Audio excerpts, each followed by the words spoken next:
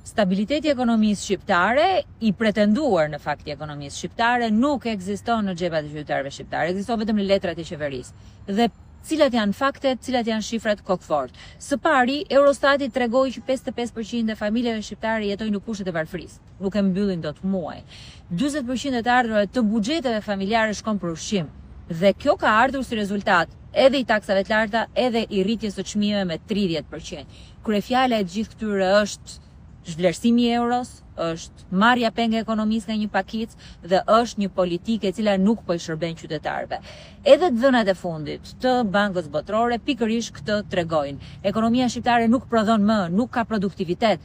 Për çdo 1% rritje ekonomike, punësimi rritet me 0,1%, sepse ekonomia shqiptare varet nga ndërtimi sot dhe jo nga sektorë të cilët prodhojnë, jo nga bujqësia, jo nga prodhimi, jo nga energjia, të cilët janë sektorët që rrisin punësimin.